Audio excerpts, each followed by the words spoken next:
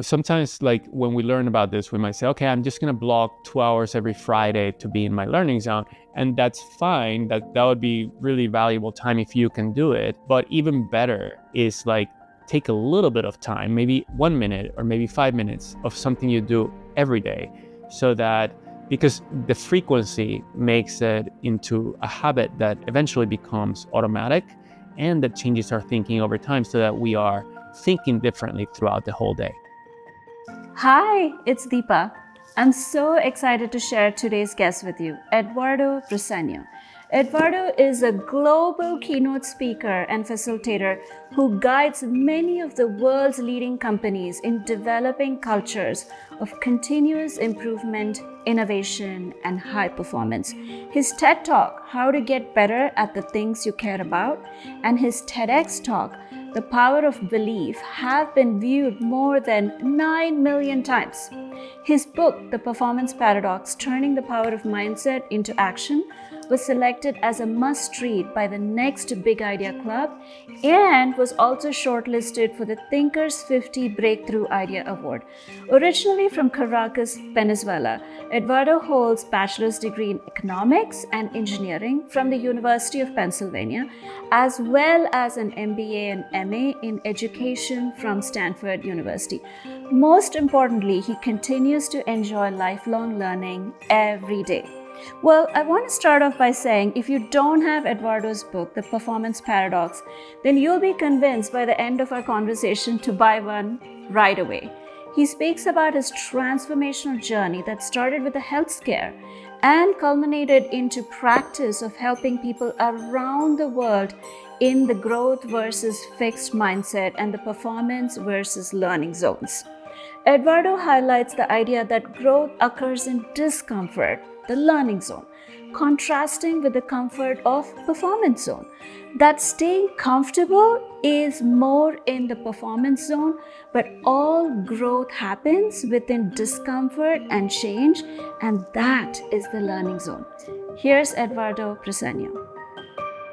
Eduardo, thank you so much for coming on my show. I'm so excited to be having this conversation with you, and I'm really excited about your book and to really deep dive into it. So before we even kind of get started, tell me a little bit about yourself.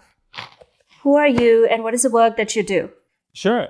Great to be here, Deepa. Thank you for having me on Recipes for Life. I'm originally from Venezuela. The work I do is all about helping organizations develop cultures of learning and high performance. And that's rooted on something called growth mindset, which is the belief that we can change, and also on how to change and how to grow. So that's what I'm passionate about in terms of helping organizations build.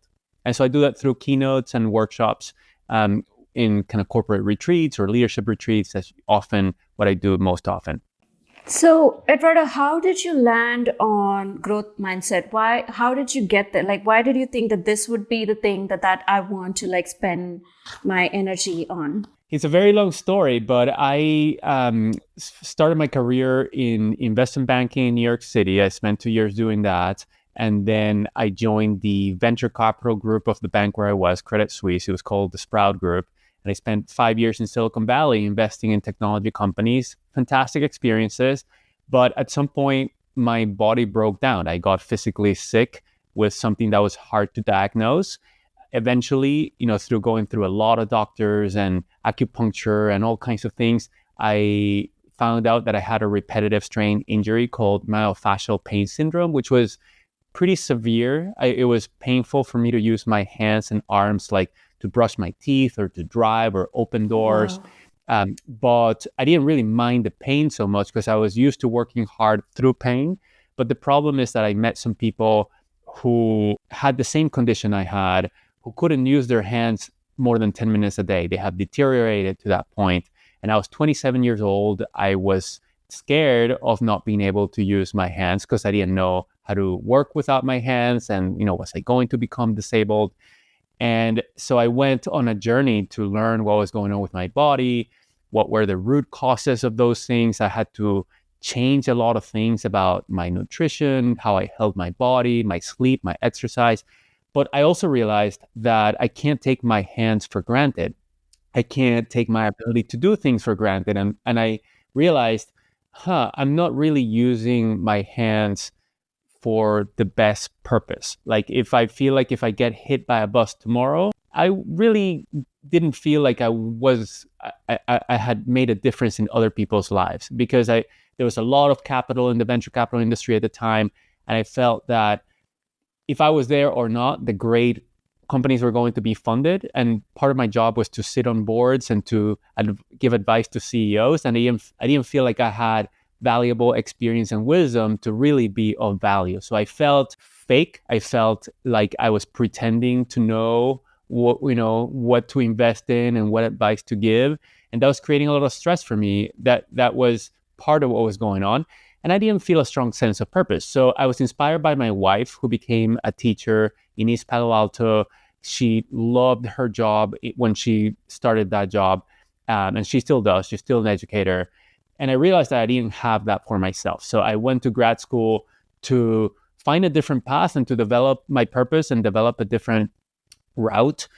And there I met Stanford professor Carol Dweck, who is a psychologist, and she coined the term growth mindset and been studying it since the 1980s. Now there's like thousands of psychologists who've been studying that as well. But so she ended up being my mentor. She's been my mentor for the last 16 years. We co-founded an organization together called Mindset Works that I led for over 10 years.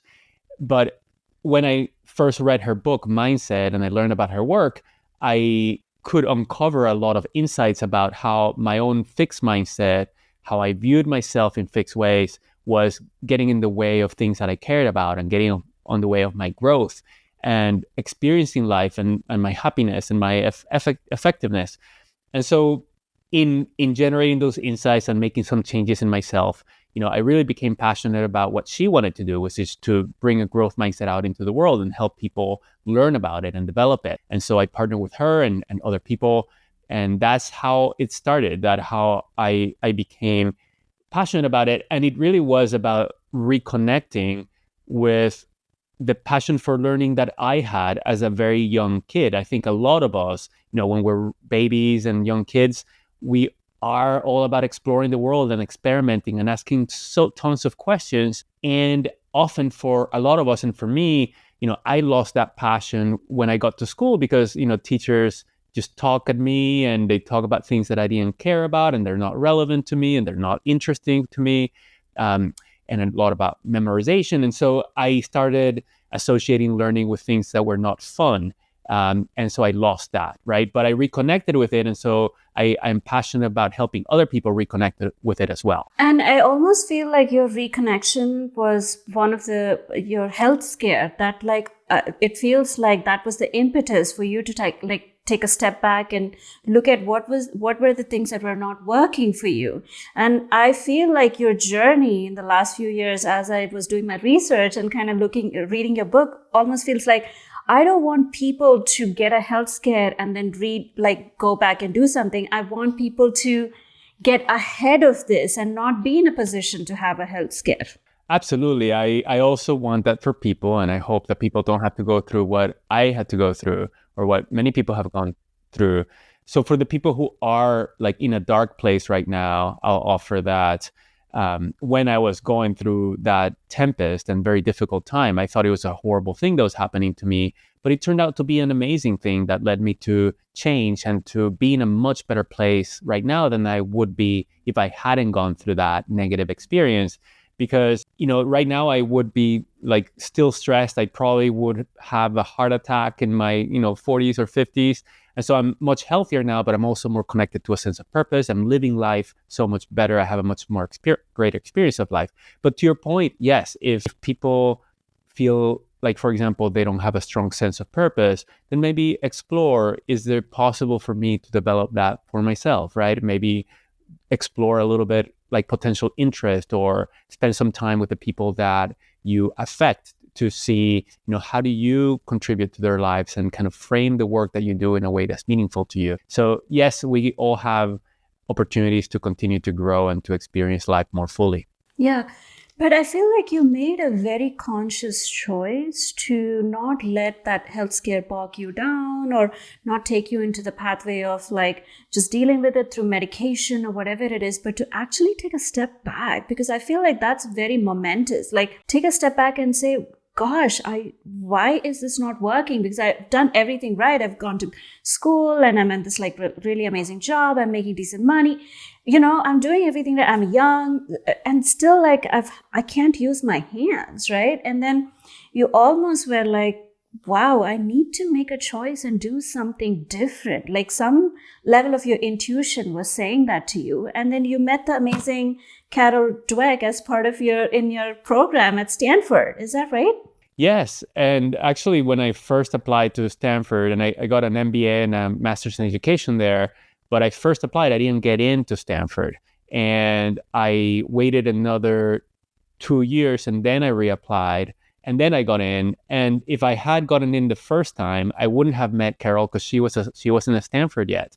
So again, like it's amazing how things work out, and that sometimes what we think is not good turns out to be for the better. Oh, that's such a theme in my life too. Like all the hard things that I've experienced in my life, in that moment, they're so hard, like they're so difficult. But when I look back at them and when I work through them, whether it's 3 months or 6 months, a year, and I'm like, oh my God, that's like literally the best thing that happened to me. It was hard in the moment, but it really forced me to get out of my comfort zone. It forced me to learn. It forced me to make a different choice. It forced me to do something else and forced me to say, this is not working. I need to do something else. No, I would add that, yes, I mean, I resonated with what you're saying. And sometimes when we're maybe languishing, we're not going through a hard time, but we're also not fully experiencing life. I think we can be proactive, not about creating like bad times for ourselves, but about challenging ourselves and about driving our own change and growth, which involves going beyond the known and getting uncomfortable in some ways.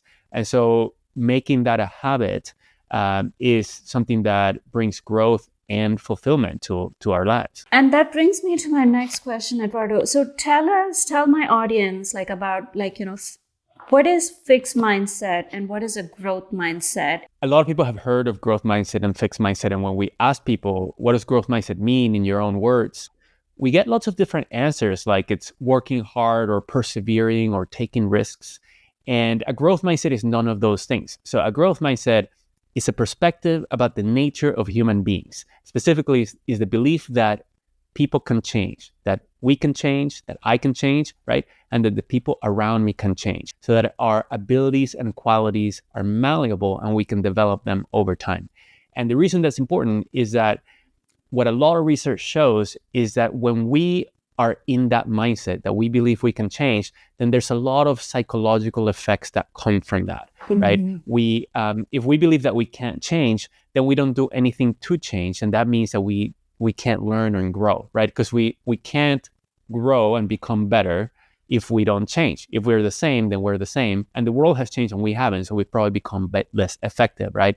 But if we understand that we can change, then we can take on challenges, because if we fail or we struggle or we don't, we experiment and something doesn't work, we don't take that as evidence that we are inept and that we are not fit for something. Rather, we take it as something that we can learn from. Okay, like I tried this, it didn't work. What can I learn from it? And how can I try differently next time? Or we can solicit feedback and we can listen to it better, because we understand that we can learn and grow from that feedback, right? When we experience mistakes or failure, we're a lot more resilient. We can have higher expectations and take greater risks.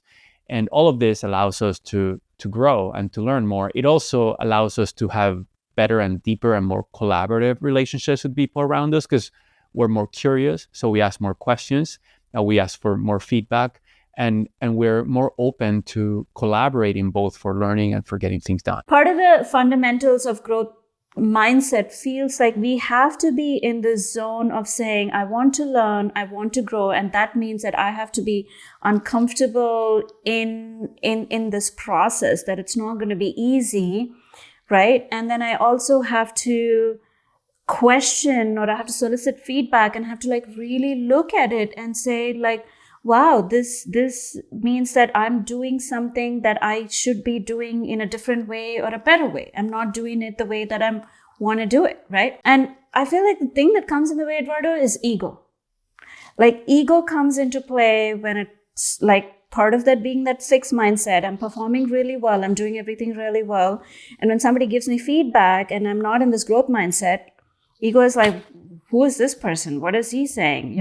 So how do we get around that, or how do we deal with that? Ego is particularly strong when we're in a fixed mindset, right? Because if we're in a fixed mindset and we think people are either smart and talented or not, then we all want to have high self-esteem and we all want to be esteemed by other people too. And so when we're in a fixed mindset, the way we go about that is by showing to ourselves and to others that we are highly talented and highly capable, right? So we want to show how good we are. And that means that we want to do things very well and flawlessly and without mistakes and very quickly. So we stay within our comfort zone. We stay within what we think, is going to make other people think that we're smart and that we're geniuses, right? And when we struggle, then we try to hide that. We don't take risks. So we don't do something that we don't know how to do well, especially in front of other people. And then we don't look at our mistakes and acknowledge our mistakes and kind of solicit feedback. And that's all kind of related to ego. But it's also related to the belief that people are set the way they are. And so I want to be a highly kind of talented, naturally genius person. But when we're more in a growth mindset, then we can focus on the fact that we want to get better. And especially if we are aligned with the people around us around that, right? So if whether it's in our families or friendships or in our teams and organizations, if we have set the stage that what we do every day is to continue to grow and to continue to discover and to continue to see more of our blind spots, right? And to get to see how some of the things that we're doing are creating problems for us and for others, and to, get into that discomfort of, hey, like the way I'm doing things right now is creating issues. So I have to change and I have to figure out like how to do that. And in a growth mindset, that we can let go of ego more, right? But that involves rewiring our brain, and that takes time. We don't do that from one day to the other.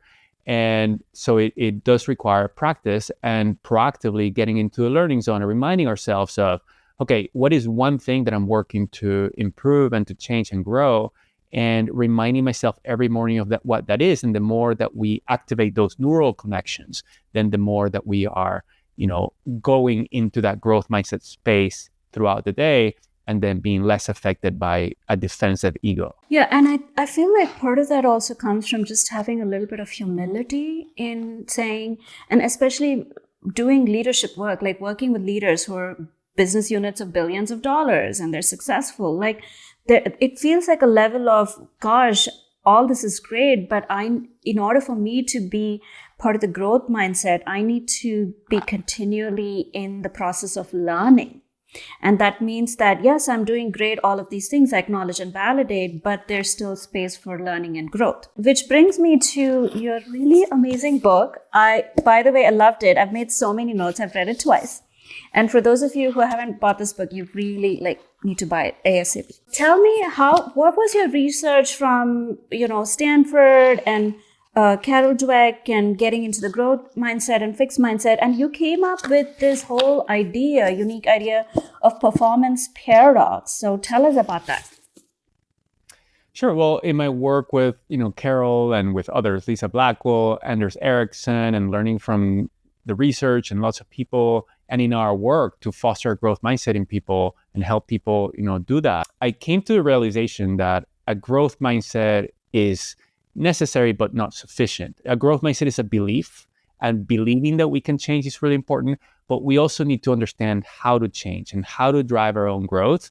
And I realized that a lot of us are a bit confused about that. So a lot of us have the vague sense that what we need to do to grow and to get better and to succeed is just to work hard. If we work hard every day, then we will get better and we will meet our goals. And actually, that's not the case, because in fact, what the research shows is that there's two different forms of effort. There's effort to execute and get things done or perform, and there's effort to improve and to innovate and to get better. And those involve different strategies and involve different efforts. So as an example, if you look at an athlete, when an athlete is playing a match and all they care about is winning, like a championship final, for example, they're going to be like doing the things they know how to do well, and they're going to try to minimize mistakes. They're not going to try to experiment if they can avoid it, right? They're trying to take the safe shot if they can take the safe shot to make as many points as possible. That's what I call the performance zone. But then after the game, they'll go to their coach and they'll say, "Coach, this particular move I was not doing in the game at all because I'm having trouble with it. So I need to work on that move, right? Or this other move, I want to get better. So let's work to take it to a next level, right?" That's different from what you do in the game. And that's what I call the learning zone. So the learning zone is when we're going beyond the known, right? So that we can improve. We're trying new ways, we're experimenting, we're soliciting feedback, we're examining mistakes, we're reviewing the tape from the game to figure out what went well, what can we do differently next time. And that's different from just being worried about getting things done and performing. And a lot of us get stuck in just getting things done, right? We go about our days in our work and personal lives only kind of concerned with getting things done, and that leads to chronic performance. So the performance paradox, which is the title of the book, is kind of the counterintuitive reality that if we're constantly performing, our performance suffers. In order to get higher results, whether in our happiness or our relationships or our work, we have to do something other than perform. We have to engage in the learning zone as well. And how does one engage in the learning zone? So learning zone is about leaping beyond the known. And so we can have different strategies for different skills and different knowledge. So for sports, for example, there's the most powerful strategy, something called deliberate practice, which was coined by Florida State professor Anders Ericsson. And that involves taking a sub-skill, so a very specific skill. It's not like I'm going to get better at basketball. It's like I'm going to get better at the 3-shot from this particular spot when I'm moving in this direction, right? So it's beyond what I know how to do. So it's a high level of challenge. I am kind of repeating that and getting feedback between each iteration. So if the ball goes too much to the left, I'm going to make a little bit of an adjustment, right? If it goes too much to the right, I'm going to adjust too. And ideally with the help of a coach. So that's a particular form of learning zone called deliberate practice. But asking questions is another kind of learning zone strategy. Experimenting is another learning zone strategy. Soliciting feedback or looking at mistakes. And so as individuals and as teams, we need to think about what are the systems and habits that we want to instill in our lives and in our work that are designed for performance, but also what are the systems and habits that are designed for learning. So for example, if we have a weekly meeting, do we just talk about getting things done and deadlines, which is important, we want that, but do we also have a section of the meeting that's about the learning zone, like maybe asking each other questions or sharing with each other what we've learned, right, or what we're struggling with, and that's soliciting ideas. So how do we make both the learning zone and the performance zone the daily default? You're like talking about two huge things. One is the learning organization, which is a big piece of your book. And then there's the learning zone individual, leader, team. So there's like almost 3 pieces: the individual, the team, the organization.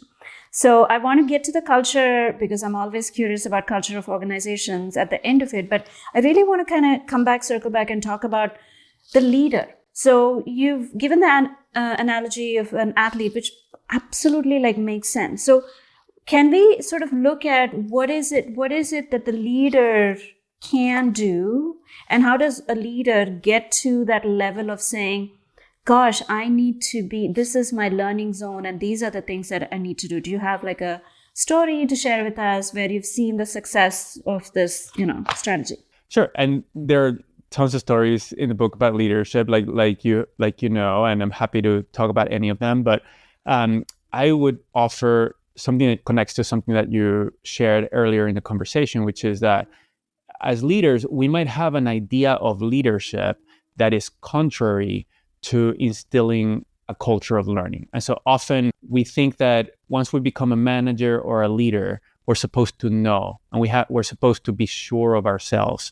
And if that's our idea of leadership, then other people are going to perceive us as know-it-alls, right? As people who are sure of themselves, they're not asking questions, they're not experimenting, they're not soliciting feedback. And even if we're engaging in the learning zone in private by listening to podcasts or reflecting or working with an executive coach, if we're showing in front of our team as knowers, and we might be encouraging them to engage in learning, right? But if we are not visibly and explicitly engaging in our own personal growth, then that's going to get in the way of instilling a culture of learning in our team, because they're going to emulate our behaviors, right? So if they perceive us as know-it-alls, they're going to act like know-it-alls too, because they're going to think in this company, the people who get promoted are the people who get to be a know-it-all, right? And to be sure of themselves and to not solicit feedback. And so as leaders, 3 things that we can do is, first, think about how you frame things on a daily basis for yourself and for others, meaning, is part of what you do on a daily basis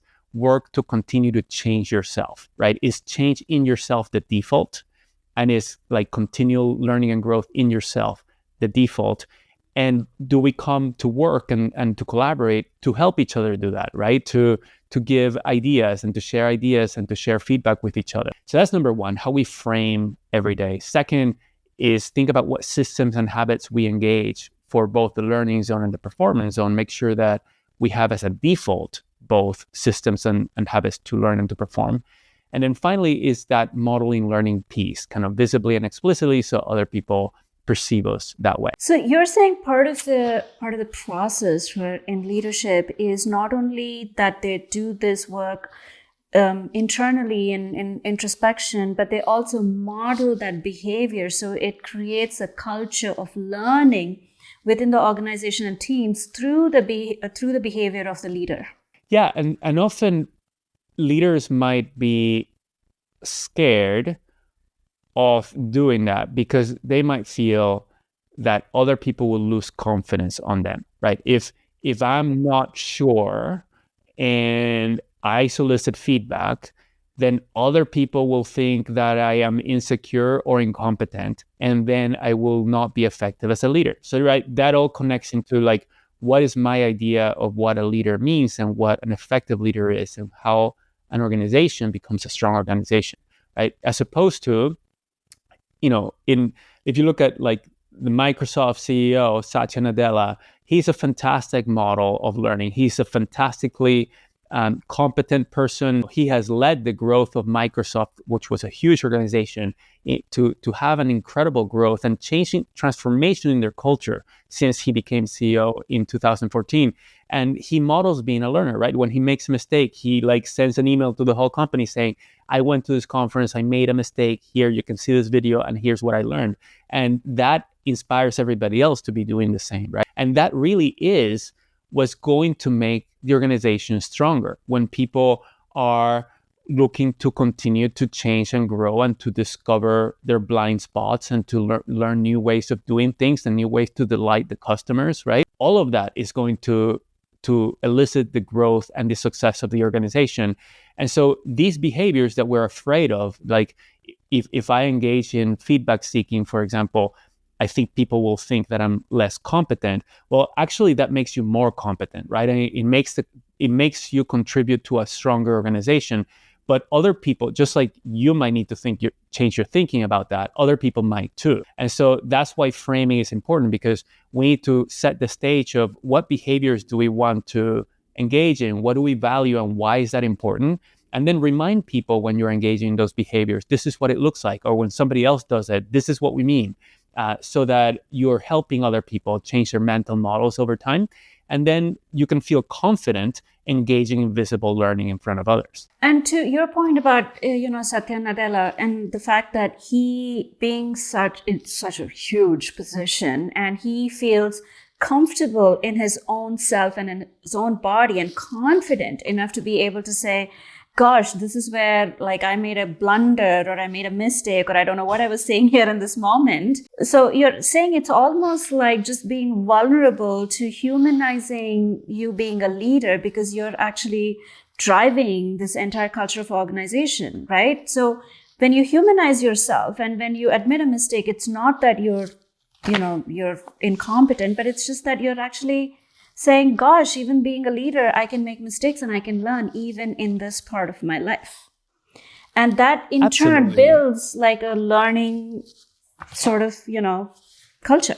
Absolutely. And if you think about the most skilled people in the world, even in domains where skill is objectively measured, like you can think about Olympic gold medalists who are the best in the world at what they do.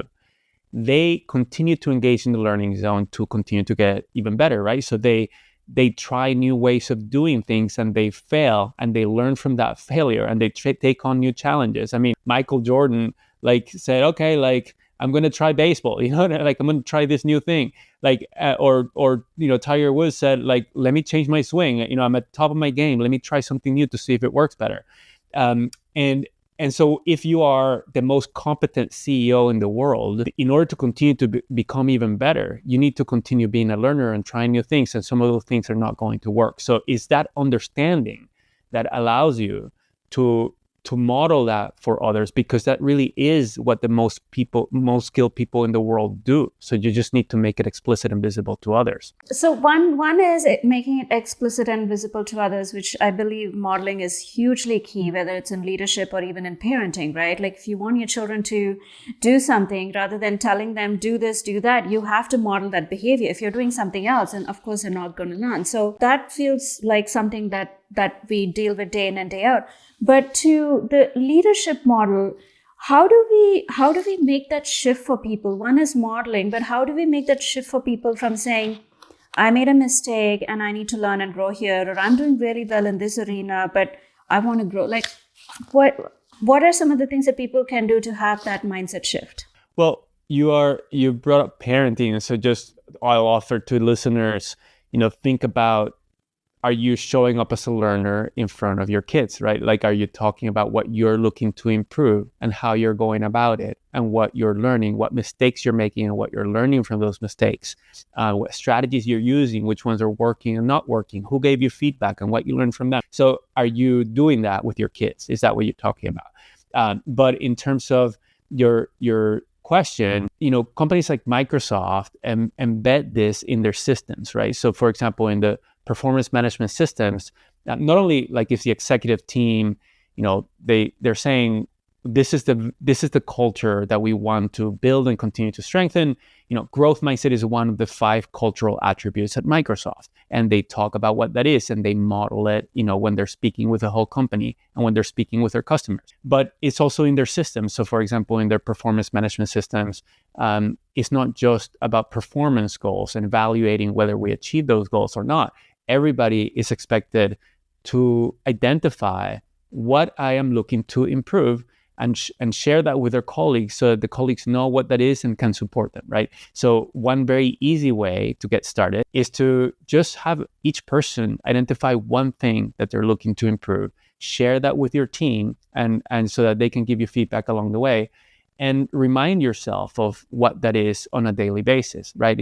Every morning, and that will continue. That will shift your mindset, and it'll prime a growth mindset. It'll prime the learning zone. It'll remind you of how you want to engage in the learning zone, and that shifts your thinking over time. And so, when you're doing it in collaboration with others, not just on yourself, but you're scheduling regular meetings to talk with your teammates about, okay, how are we working together? What's working well? What's an idea for what we could do differently in how we communicate or how we run meetings or how we learn from customers? What is it that we want to improve? And if you make that a routine, then everybody needs to engage in the learning zone. And that's what it means to belong in that team and to belong in that organization. You have to be a learner. But also that feels like, Eduardo, like there has to be this, and I think that brings me to the learning organization culture, which you've spoken to in length in your book. There has to be a sense of psychological safety for people to be able to sort of do that, right? For people to be able to say, I'm going to look at my peer or my coworker or my manager if I want to keep myself accountable and share my weakness or share the skill that I need to upgrade, and be okay that is not used against me in another setting, or like, you know what I'm saying? Like it's a level of, we have to create a culture in teams for us to be able to do that. And how does one do that? Because I know that a lot of teams don't have that. Absolutely. You absolutely need psychological safety. So in order to take a risk, you need to know that if if things don't go as you hope, you're going to be okay, right? Like, a Cirque du Soleil tightrope walker is not going to try new skills without a net underneath. In order to improve their skills and engage in the learning zone, they're going to need to try techniques that they don't know yet. That means they're going to fall. So they need a net. Same thing, right? If I am taking a risk in a meeting, I'm going to try a new technique that may or may not work. I'm going to solicit feedback afterwards to see how it landed and what people thought about it. That means that I need to be safe. I need to know that people are not going to say, you're incompetent, you're fired, or we're not going to promote you, or you're going to have a bad review at the end of the year. But that also means that we need to be clear about, is this meeting a learning zone or a performance zone? So if it's a meeting with a very important customer where we just want to put our best foot forward and not make mistakes and we only care about trying to make the sale, that might not be a time to take the risk, right? That might be a time to know what we know works and the skills that we have developed really well. But then what are the meetings that are the learning zone, or what does a learning zone look like for us? And that, like you're saying, involves not only safety, but encouragement to try new things and to see what works and what doesn't work, so we can learn together from it. So let me ask you this. So when you lead teams and you do executive coaching for leaders, and so when somebody comes to you and they say, listen, we want executive coaching, or we want you to come and talk to our team about performance paradox, how do you bring this work to organizations? Like, what are some of the things what's your pre-work? Like, what are the questions that you ask people? Well, I first want to learn about their context, right? Like, usually the people who come to me have an initiative to build or strengthen a culture of learning and high performance. So this is something that they're already working on or interested in, and they have ideas for how they're going to support it over time. And so I learned kind of, where are you in that journey, right? What have you done? How do people feel? Do you have like a pulse survey, and what does that pulse survey say? Have you identified core values? Is that something people talk about on a daily basis? What's your purpose? And so I try to learn where they are, and so we can build from there.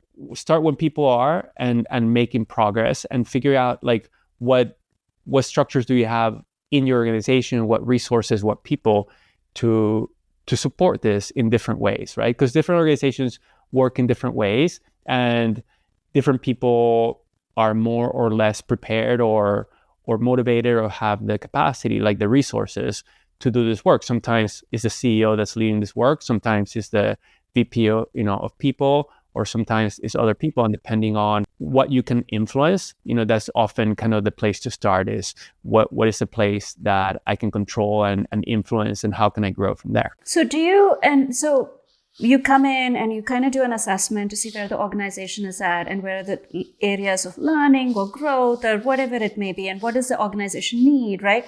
And from there, you sort of build like a workshop of like getting the organization or the team into the learning zone or a learning organization, is what I'm assuming. Yeah. So often I'm a public speaker, so I do a lot of keynotes and workshops, and that can look differently. Like, I can start with a keynote for the whole company, or I can often, my favorite scenario, although there's a lot of different entry points and journeys, but I love when I get to work with the senior executive team at the beginning, so that they can really wrestle with these issues and wrestle with, what does this really mean, and what does that really mean about how I show up as a leader, and how are we going to collaborate as a leadership team and make that visible to other people, right? And then after kind of working with the top leaders, then thinking about how do we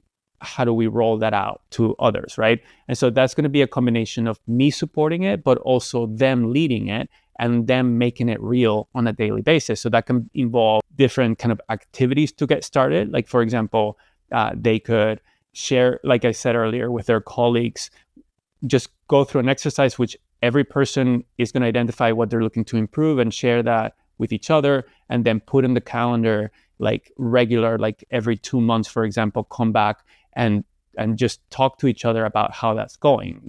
Am I growing on what I want to grow, and how is that going, and how can other people better support me? So that's an example of an activity that can be ongoing to support this. And then I might do like some workshops with the people who are reporting to those senior leaders, or we might do a train the trainer where we train their internal, L&D or talent management folks to use in their coaching or to do workshops around this work. Or we might co-create some e-learning resources for them to use internally, or some kind of resources to support conversations that are kind of development conversations that you can have one-on-one. So this is a journey. I mean, Microsoft been doing this for 8 years, and they're still on the journey. And it's not a journey that ever ends, because we can always continue to improve.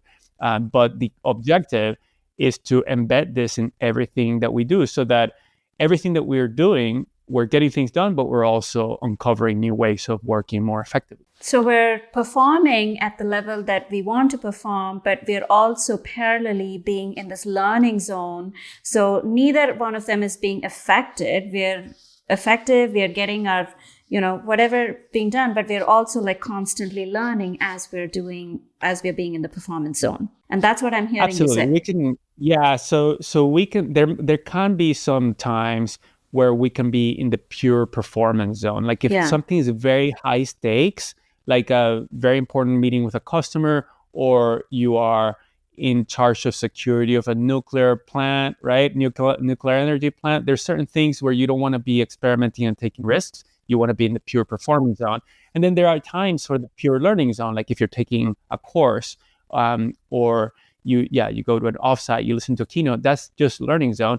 But most of the time we want to be in both zones together. And that's what I call learning while doing. So where we're getting things done, but at the same time, changing the way we do things, which is necessary in order for us to experiment and to learn from those experiments. Excellent. I have 2 questions, which I've been really excited about asking you. So you did a whole chapter around mistakes, which I absolutely love. I'm like, oh my God, we're spending all this time looking at mistakes and talking about mistakes in the most productive and positive way. And you talked about 4 mistakes.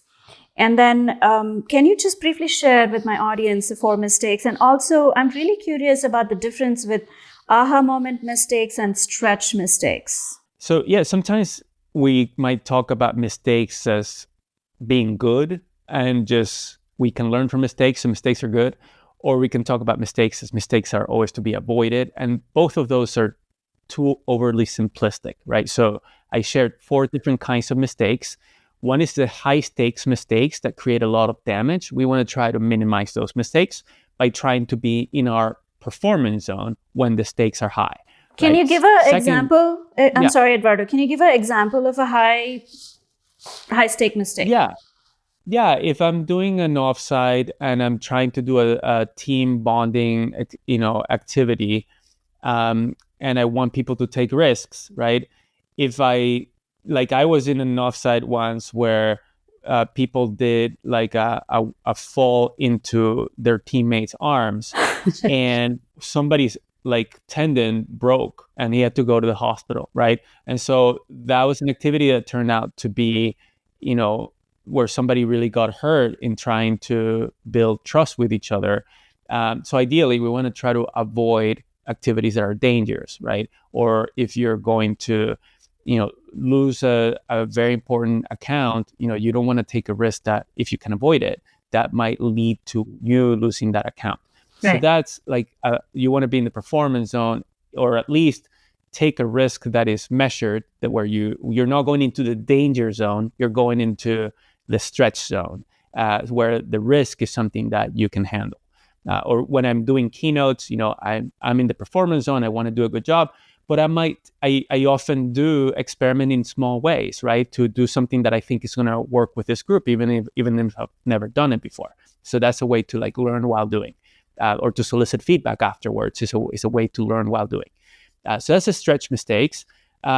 Second, that's the high stakes mistakes. Second is the stretch mistakes, which is when we are stretching ourselves. We're going beyond the known. leaping into the learning zone. And if we're going beyond the known, things might work the way we expect, or they might not. And so we might make mistakes that we can learn from. And this is great. Like, we want to be making stretch mistakes, just like, Tiger Woods, when he changed his swing, he was making a lot of mistakes with his new swing because he didn't know how to swing in this new way, right? And so you learn from those mistakes, you adjust, and that's how you learn. That's how you get to the next level. Then there is the sloppy mistake, which we are all familiar with, and that's when we do something that we should already know, right? We have learned this lesson before, and now we're repeating the same mistake. And we want to try to avoid those mistakes.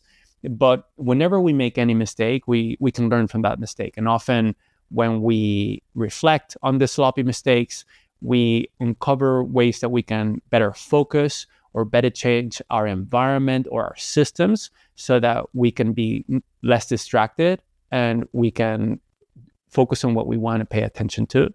Yeah. And then finally, there's the aha moment mistake, which is when we are performing, we're doing things as we think would work well, but then something happens that makes us realize that I was doing the wrong thing. Like for example, if I see somebody struggling at work, right? And I go to her and I say, hey, Mary, like I'm seeing you do it this other way instead. Mary might turn to me and say, actually, Eduardo, I was trying to figure this out on my own. Like, I would have preferred for you to let me figure it out on your own rather than give me the answer, right? So then I realized, oh, that's an aha moment for me. It's like, I robbed Mary out of this thing that she was trying to do, which is to really understand this deeply and to learn this on her own. So I tried to help, but it was not the right thing to do in the way that I did it. That's an aha moment. I made a mistake. And then these mistakes are very precious because they reveal blind spots for me and they reveal ways that I can improve. But they're less proactive, right? The stretch mistakes are things that I can proactively drive by taking on challenges. The aha moment mistakes kind of surprise us, but the way to surface more aha moment mistakes is just to solicit more feedback more often from more people, because that gives people the opportunity to share with us what might be blind spots for us. Yeah.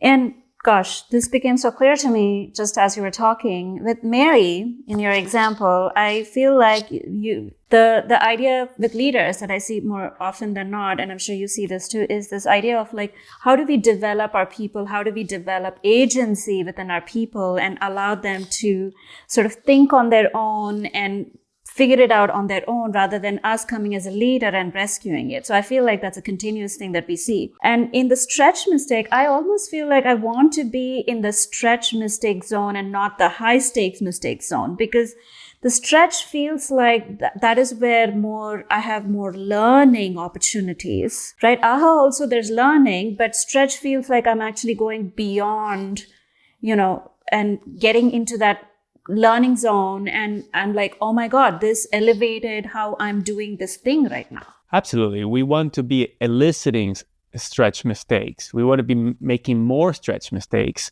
not by trying to do things incorrectly, but by trying to do things that are challenging and by experimenting. Yes, that is the key, I think, because going back to the crux of your book, part of being in the learning zone is just to get comfortable with saying, this is a calculated risk. It's not going to let me lose this big client account that I have, but it's just going to let me try and experiment something that may work or may not work.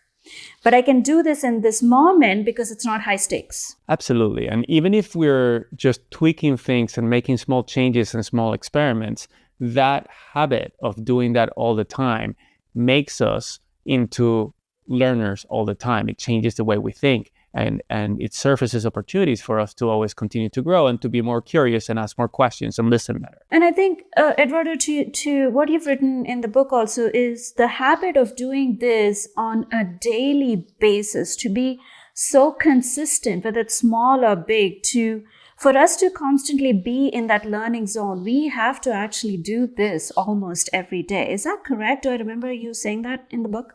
Absolutely. Any habit sometimes like when we learn about this, we might say, okay, I'm just going to block 2 hours every Friday to be in my learning zone. And that's fine. That would be really valuable time if you can do it. But even better is like take a little bit of time, maybe 1 minute or maybe 5 minutes of something you do every day, so that because the frequency makes it into a habit that eventually becomes automatic and that changes our thinking over time so that we are thinking differently throughout the whole day. What is it that you do every day, Eduardo? I'm just curious for our listeners to give an example. Yeah, I think that the most powerful habit that I love first is like just the morning habit. I do several things first thing in the morning before I check my phone, before I check email or social media, before I go into the outside world.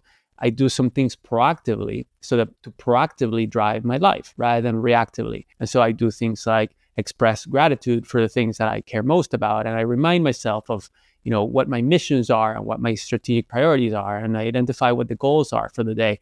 But one of the things that I remind myself of is what I'm looking to improve, at any moment in time. And so that morning habit to remind myself of what that is becomes automatic and effortless because I do it every day. But what it is that I'm looking to improve shifts over time as my priorities for learning and growth change. And you're saying this is something that you do every day. Yeah, gratitude is something that I do absolutely every day. And the reminding of myself of what I look to improve is also something that I do most days. If I'm going straight from bed and getting up into like an early keynote, for example, I might skip that in the morning. I do a quick gratitude practice. I do a quick moment of mindfulness if I'm not going to do like a full meditation. And, because I value sleep very much, I might forego some of those kind of morning reminders if I'm in a crunch to get somewhere that morning. But for the vast majority of mornings, yes, that's something that I do. That's incredible. I feel like that's like the key to be in a learning zone. Like you're living what you are kind of talking about, like what you're saying in your book. And the way to do it is because when we look at books and when we look at all the learnings that we could get from a book, one of the things that constantly comes up to me with my coaches is that they're like, oh my God, there's so many things that we need to do. And so they overthink it and they just feel overwhelmed. But you're saying, listen, let's not overthink it. It's like small little moments, even if it's like a small thing that you can do every day, that you can intentionally put your mind to it, then you're in the learning zone. Yeah, and the small things are super powerful because we're activating that network of neurons in our brain every day. The more that neurons fire together, the more they wire together. So our brain rewires the more we activate those new thoughts. And that makes those new thoughts easier to come to mind at any other time of the day, right? So the more frequently that we activate those networks of neurons, the more those thoughts will come to mind at other times of the day. So even if I wake up, to just get in the shower and go do a keynote, I'm going to be modeling being a learner in that keynote. I'm going to be soliciting feedback because that's how my brain thinks, because I've been training, it like that for many years. Yeah. And oh gosh, feedback is such a huge thing. I just feel like that just if in the professional world, that's one of the things that I commonly get, because with feedback comes this whole level of which we mentioned, you and I both talked about earlier, this ego, this defense mechanism, this ability to I don't want to look at myself because it's hard, it's uncomfortable. But I feel like, what are some of the ways that somebody can kind of think about feedback every day without being in the context of being in front of my manager or somebody, right? How can we develop this ability to be okay and want solicit feedback? So feedback is super, super powerful. I think is the most powerful learning zone strategy in the workplace, or in a collaborative environment. And I think the most powerful thing that we can do, whether it's an individual or a team or an organization, is to solicit feedback frequently and regularly. Sometimes when teams or organizations want to foster a culture of feedback, they encourage people to give feedback, and the leaders start giving feedback a lot. And that's not a bad thing, giving feedback, but what's a lot more powerful is to solicit feedback.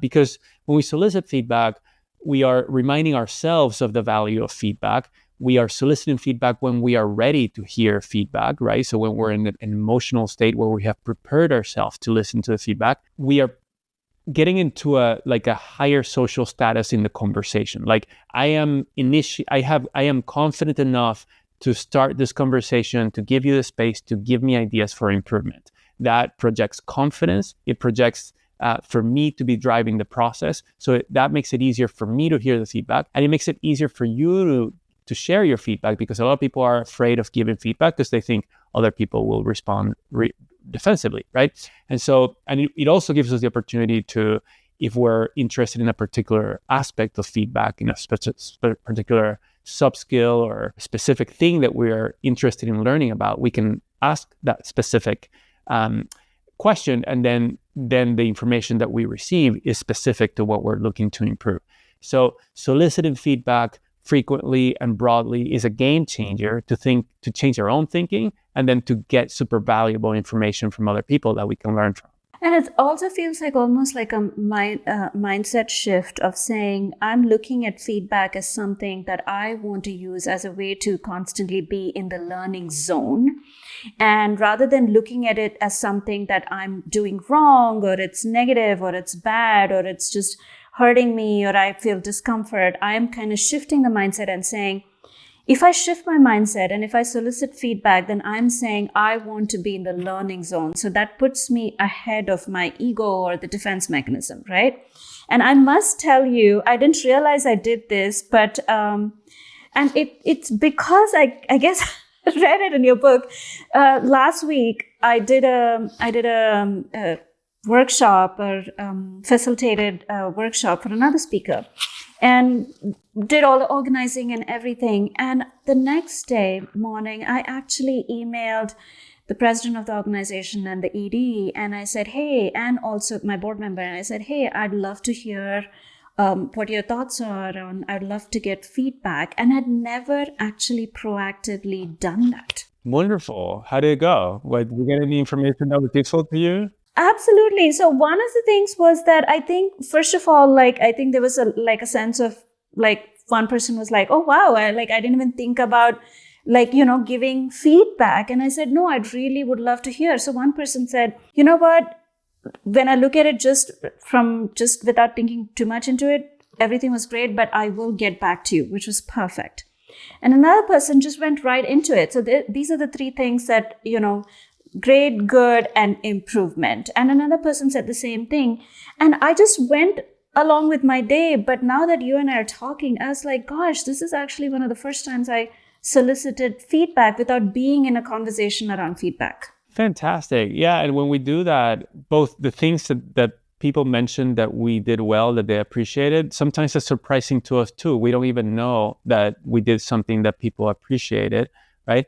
And then we get information about their perspectives and something that we can change. And we might agree or disagree with that, but either way, it's useful because I know what other people are thinking and I know how I'm coming across. And that's always useful to know. Yeah, and it almost was like a subconscious mind shift. I wasn't even thinking so much about it. I just went into it, right? Because you're absolutely right. Rather than receiving feedback, when we ask for it, we find ourselves in a zone to say, I want to learn, I want to improve, I want to get better. And this is me making a very proactive choice rather than somebody telling me about it. Because when someone tells me about it, I'm not expecting it, I'm not in the mental space to receive it. So then I'm not going to receive it. Well, that makes me so happy, Deepa. Thank you for sharing that. And thank you for modeling the way for all of us and showing us how to be a learner and what we can emulate. Eduardo, I have so much in your book that I'm going to put to use because that's the key, right? What thing that when I read books is that what is it that I'm taking away from a book that I can actually implement?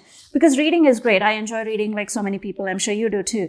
But what is it that we can implement? So for me, so many key takeaways are like understanding the performance paradox, like understanding what it means to be in the learning zone, understanding the very nuanced differences between fixed mindset and growth mindset and how do we get there, Then understanding how is it that I can help a leader or a team or a culture of an organization. And I could be part of a team and I could be like, listen, this is great. I want to bring this type of culture into my team because I have psychological safety around my manager allowing me space to do that. I mean, when I look at your book, I feel like there's so many ways that I can learn and everybody can learn from it. So thank you for this. And thank you for, coming on my show and talking about all of these amazing things. I have one final question for you. What's your recipe for life for 2024? What do you want from 2024 for yourself? Well, my recipe for life for myself, every day I start the day with gratitude. Like I mentioned before, I feel first something that I learned, this wasn't something that I used to do, but I learned that I can create my own emotions and my own experience of life. I used to think that I just need to change my circumstances and just, get paid more and get promotions and then I'll be happy, right? Versus be more proactive about how I want to experience life and the emotions that I want to feel. And so I start every day with gratefulness for the things that I deem most important and noticing at the things that are there of those. So for me, that's life, health, love, and peace. So there's death in the world, but I want to pay attention to the life that there is also, right? There's conflict in the world, but I want to pay attention to the love and the peace. There's disease, feel pain in my knees, but I want to pay attention to the health that there is, because our brain tends to go more toward the negative and toward the threats. That's what keeps us alive. And so we have evolved that way. And kind of social media and the news has incentives to show us the negative things. So I want to make sure that I'm paying attention to the positive things and also the things that I most value, so that when I have challenges that are daily challenges in my work or life, I can put them in perspective, right? And be grateful for the things that are most important. So gratitude is super important for me. Generating and radiating love, joy, and kindness is something that I strive to do every day. And I think love is the most powerful emotion, and it's something that we don't just feel with the people that are closest to us. We can also feel with strangers. And I think it's grounded on kind of shared positive emotions and caring for each other. That's something that we can elicit on a daily basis in, many experiences. I think kind of obviously taking care of my body physically, like whether it's sleep, nutrition, and movement. A sense of purpose is something that, again, I didn't used to have, and I feel very strongly now that gives me kind of energy and direction for how I want to influence my life and the people around me and the world. And obviously learning and growth is super, super important to me, is what my work is about. And I feel it makes life better. So that would be my recipe for life. Wow. I want to take some of these. I'm going to steal them from you. So one is like gratitude, the daily practice of gratitude, which I completely agree with you is super powerful, even on the days that have been really hard. Like when we think about the entire day and we say, I do it in the night as you do it in the morning. And I look at what are the 3 things that I can be grateful about. It completely changes like how my brain thinks about it. And the other thing that I'm hearing you say is this practice of just looking at things in the most positive way, not denying or minimizing what's happening in the world, and not focusing on the negative, but focusing on the negative. And to that point, and bringing joy to the world and having a purpose and learning and growing. I love all of these things, Eduardo, for you. And I wish you the most amazing success this year and every year. And you have to come to Ojai next time you're in Thousand Oaks. I look forward to it, Deepa, and thank you for all you do. Thank you for this awesome Recipes for Life podcast, and it's great to chat with you. Thank you. Hey, this is Deepa again. I hope you really enjoyed my show today. Thank you so much for listening to our conversation. If you'd love to get in touch with me or my guest, or would like the show notes, resources, or links, please reach out to me on my website. I would also love your feedback. Until next time.